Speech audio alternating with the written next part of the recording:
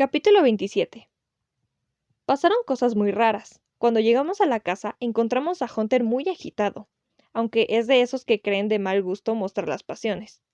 Trataba de disimularlo, pero era evidente que algo pasaba. Mimi se había ido y en el comedor todo estaba dispuesto para la comida, aunque era claro que nos habíamos retardado mucho, pues apenas llegamos se notó un acelerador y eficaz movimiento de servicio. Durante la comida casi no se habló. Vigilé las palabras y los gestos de Hunter porque intuí que echarían luz sobre muchas cosas que se me estaban ocurriendo y sobre otras ideas que estaban por reforzarse. También vigilé la cara de María. Era impenetrable. Para disminuir la tensión, María dijo que estaba leyendo una novela de Sartre. De evidente mal humor, Hunter comentó: novelas en esta época, que las escriban, vaya y pase, pero que las lean. Nos quedamos en silencio y Hunter no hizo ningún esfuerzo por atenuar los efectos de esa frase. Concluí que tenía algo contra María, pero como antes que saliéramos para la costa no había nada de particular, inferí que ese algo contra María había nacido durante nuestra larga conversación. Era muy difícil admitir que no fuera a causa de esa conversación, o, mejor dicho, a causa del largo tiempo que habíamos permanecido allá. Mi conclusión fue: Hunter está celoso y eso prueba que entre él y ella hay algo más que una simple relación de amistad y de parentesco. Desde luego, no era necesario que María sintiese amor por él. Por lo contrario, era más fácil que Hunter se irritase al ver que María daba importancia a otras personas. Fuera como fuese, si la irritación de Hunter era originada por celos, tendría que mostrar hostilidad hacia mí, ya que ninguna otra cosa había entre nosotros. Así fue. Si no hubieran existido otros detalles, me habría bastado con una mirada de soslayo que me echó Hunter a propósito de una frase de María sobre el acantilado. Pretexté cansancio y me fui a mi pieza apenas nos levantamos de la mesa. Mi propósito era lograr el mayor número de elementos de juicio sobre el problema. Subí la escalera, abrí la puerta de mi habitación, encendí la luz, golpeé la puerta, como quien la cierra, y me quedé en el vano escuchando. Enseguida oí la voz de Hunter que decía una frase agitada, aunque no podría discernir las palabras. No hubo respuestas de María. Hunter dijo otra frase mucho más larga y más agitada que la anterior. María dijo algunas palabras en voz muy baja, superpuestas con las últimas de él, seguidas de un ruido de sillas. Al instante oí los pasos de alguien que subía por la escalera. Me encerré rápidamente, pero quedé escuchando a través del agujero de la llave. A los pocos momentos, oí pasos que cruzaban frente a mi puerta. Eran pasos de mujer. Quedé largo tiempo despierto. Pensaba en lo que había sucedido y tratando de oír cualquier clase de rumor, pero no oí nada en toda la noche. No pude dormir. Empezaron a atormentarme una serie de reflexiones que no se me había ocurrido antes. Pronto, advertí que mi primera conclusión era una ingenuidad. Había pensado, lo que es correcto, que no era necesario que María sintiese amor por Hunter para que él tuviera celos. Esta conclusión me había tranquilizado. Ahora me daba cuenta de que si bien no era necesario, tampoco era un inconveniente. María podía querer a Hunter y sin embargo, sentir celos. Ahora bien, ¿había motivos para pensar que María tenía algo con su primo? Ya lo creo que había motivos. En primer lugar, si Hunter la molestaba con celos y ella no lo quería, ¿por qué venía cada rato a la estancia? En la estancia no vivía, ordinariamente, nadie más que Hunter. Que era solo, yo no sabía si era soltero, viudo o divorciado, aunque creo que alguna vez María me había dicho que estaba separado de su mujer. Pero, en fin, lo importante era que ese señor vivía solo en la estancia. En segundo lugar, un motivo para sospechar de esas relaciones era que María nunca me había hablado de Hunter sino con indiferencia, es decir, con la indiferencia con que se habla de un miembro cualquiera de la familia, pero jamás me había mencionado o insinuado siquiera que Hunter estuviera enamorado de ella y menos que tuviera celos. En tercer lugar, María me había hablado esa tarde de sus debilidades. ¿Qué había querido decir? Yo le había relatado en mi carta una serie de cosas despreciables, lo de mis borracheras y lo de las prostitutas, y ella ahora me decía que me comprendía, que también ella no era solamente barcos que parten y parques en el crepúsculo. ¿Qué podía querer decir sino que en su vida había cosas tan oscuras y despreciables como en la mía? ¿No podía ser lo de Hunter una pasión baja de ese género? Rumié esas conclusiones y las examiné a lo largo de la noche desde diferentes puntos de vista.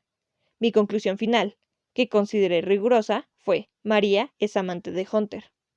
Apenas aclaró, bajé las escaleras con mi valija y mi caja de pinturas. Encontré uno de los mucamos que había comenzado a abrir las puertas y ventanas para hacer la limpieza.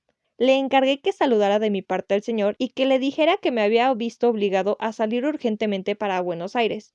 El mucamo me miró con ojos de asombro, sobre todo cuando le dije, respondiendo a su advertencia, que me iría a pie hasta la estación. Tuve que esperar varias horas en la pequeña estación. Por momentos pensé que aparecería María. Esperaba esa posibilidad con la amarga satisfacción que se siente cuando, de chico, uno se ha encerrado en alguna parte porque cree que han cometido una injusticia y espera la llegada de una persona mayor que venga a buscarlo y a reconocer la equivocación. Pero María no vino. Cuando llegó el tren y miré hacia el camino por última vez, con la esperanza de que apareciera a último momento, y no la vi llegar, sentí una infinita tristeza. Miraba por la ventanilla, mientras el tren corría hacia Buenos Aires.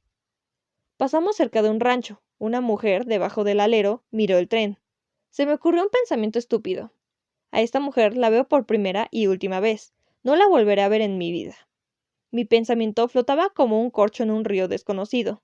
Siguió por un momento flotando cerca de esa mujer bajo el alero.